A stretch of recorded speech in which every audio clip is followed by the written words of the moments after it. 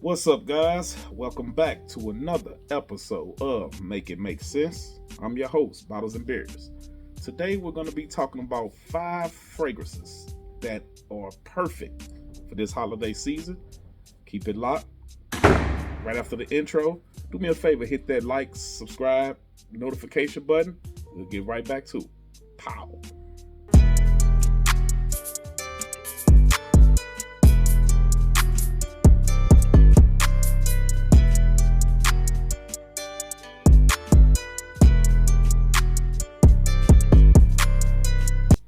All right, to kick things off today, we're going to start with one from the house of Paco Rabanne, and that is 1 million Golden Oud. Golden Oud. All right, this one here, guys, is when I tell you, at first I wasn't sure about this one, but the more that I've got my nose on it, the better off it came. I mean, right off the jump, you're going to notice that it's different from the other Paco Rabannes that are out there. I am an owner of 4 or 5 of them. This one, by far, strays away from the original DNA. It still has that sweetness, but this one is more of a, I'm going to say, warm, leathery, very spicy, animalic type of fragrance. Got some patchouli in there, all sorts of notes, some saffron. I do get vanilla. It's a real earthy fragrance, but this goes is more of a dark sweetness. It's not as candied as the previous ones, especially the OG version. But again, guys, this is a very good scent. I'm gonna have to give it more wearings to see what rank would I put them with the other ones that I have. But as for now, as far as the holiday seasons, this is perfect, guys. Again, from the house of Paco Rabanne, you have 1 million Golden Oud. All right, next up, we have coming from the house of Frederic Maur, we have Musk Rouge. Musk Rouge. All right, this one, this house needs no introduction to us enthusiasts, of course. Known for making some very high quality fragrances all across the board. This is actually my first and only one from the house, but I can say for this holiday season, man, this is perfect.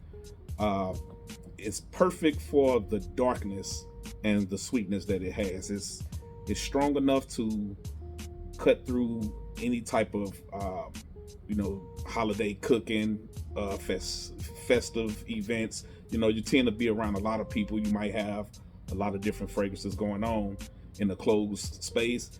This one's strong enough and inviting enough to where to cut through all that, guys. It's a very mature scent, but very, very musky, sweet, smooth. I'm gonna say smooth and a tad bit harsh at the same time, if that makes sense. You get a lot of cinnamon in this one. Do get some cloves. If you're not a fan of cloves, probably definitely need to sample this first. Get some vanilla, some tonka bean, other gourmandish type notes. But guys, this is very good, very appropriate for this holiday season. Can't go wrong with this one. Again, from the house of Frederic Maur, we have Musk Rouge. All right, next up we have from the house of Dior, the one and only legendary Dior Own Pon. All right, so the reason I call this one legendary, those who know, this is definitely a legendary scent. Jesus. Yeah, so this one here, of course, made famous because of the lipsticky powderiness type of vibe that it gives off. Some say it's quite animalic. I wouldn't necessarily say that, but it is a strong leather accord in this one, that does kind of make it go somewhat animalic. A very nice sweet scent from Dior. I mean, as far as the holiday season, this would definitely be a standout one. Uh, I mean, again, can't go wrong with it. It has some earthiness to it. Not sure if there's some designer style oud in this one or not. Um, some people say that it is in there. I don't tend to get that at all. So my nose, I get more of a floral powderiness, woody leather style of a scent. Very perfect for the winter time, fall time. And as far as the holiday seasons, get your nose on this one. I'm sure you'll love it. Again, from the house of Dior, we have Dior Own Pon. All right. Coming up next, we have from the house of Nishan. I'm going to go with Sultan Ver. Sultan Ver.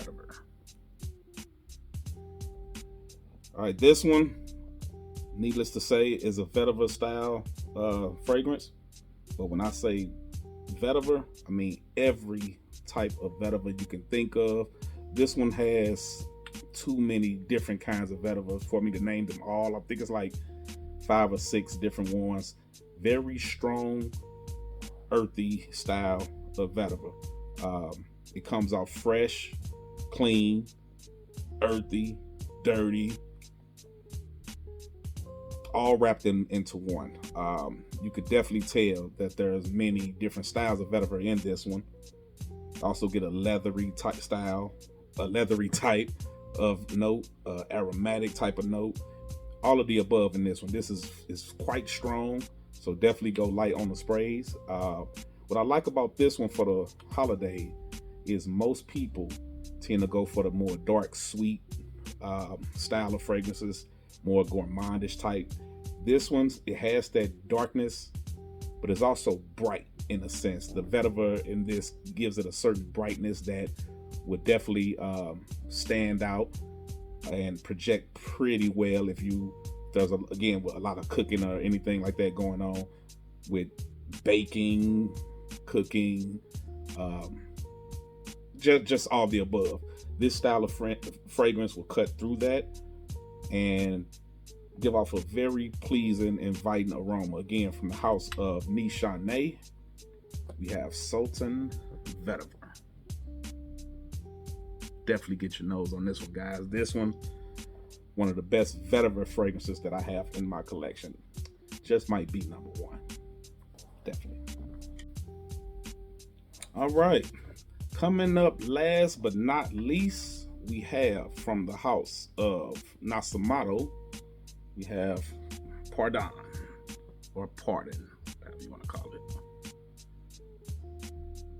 All right. Nasomato is known for their unusual style of bottles where the cap it tends to be slightly larger than the bottle itself. They tend to come in this 1 milliliter style bottle, so there's not a lot in here, but this small bottle packs a punch, definitely, if you're not familiar with the house of Nasomato. It's an extrait to parfum concentration, so projection, longevity, that don't tend to be a problem with the majority of their fragrances that I've got my nose on. So Pardon, or Pardon. This one, right off the jump, you get like a dark chocolate and funny to say, dark chocolate and a marijuana style note in this one.